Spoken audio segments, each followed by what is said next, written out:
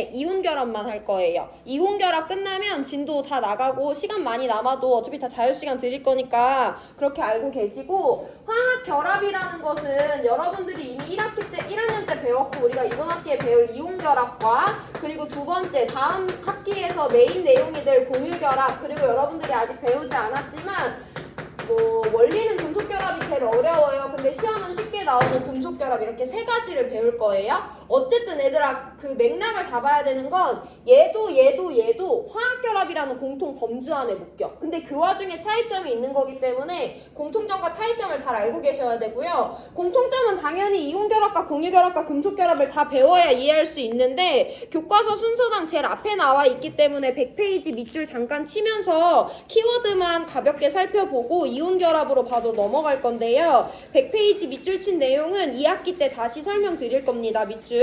순수한 물은 전기가 통하지 않는다. 그러나 황산 나트륨과 같은 전해질 동그라미를 조금 녹인 물은 전류가 잘 흐르며 전기 에너지로 쉽게 분해할 수 있다. 이때 마이너스 극에서는 수소 기체가 발생하고 플러스 극에서는 산소 기체가 발생하는데, 발생하는 기체의 부피비는 수소 대 산소가 2대 1이다. 밑줄 쳐놓으시고요. 제일 중요한 건 교과서 제일 밑에 두 줄입니다. 밑줄. 물이 전기 분해되는 현상으로 보아 물을 구성하는 수소와 산소 사이에 화학결합이 형성될 때 전자가 관여하며 화학결합은 전기적 인력으로 이루어진다는 것을 알 수 있다까지 밑줄 쳐놓으시면 돼요.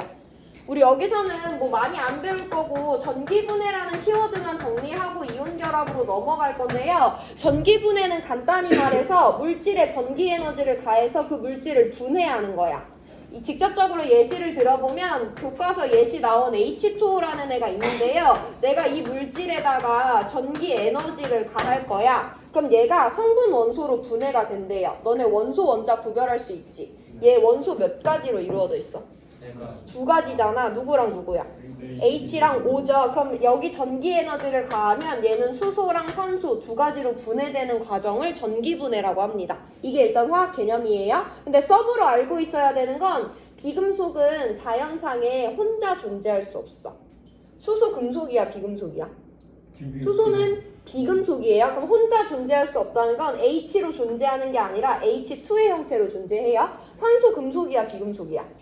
비금속이잖아. 그럼 얘도 O가 아니라 O2의 형태로 존재해요. 이것만 서브로 알고 계시면 됩니다. 그럼 원자의 종류와 개수 맞춰볼 건데, 반응 후에 산소 2개 있으니까 반응 전에도 2개 있어요. 반응 전에 수소 4개 있으니까 반응 후에도 4개 있어요. 이게 H2O의 전기분해 반응식입니다.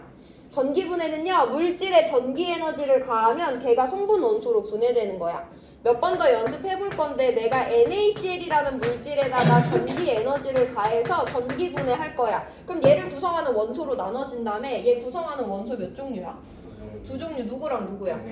나트륨이랑 염소로 이루어져 있죠. 그럼 생성물 두 종류니까 플러스로 묶어주고, 한 가지 확인을 해야 되는데 생성물 중에 비금속 있어 없어? 있어요. 누구야?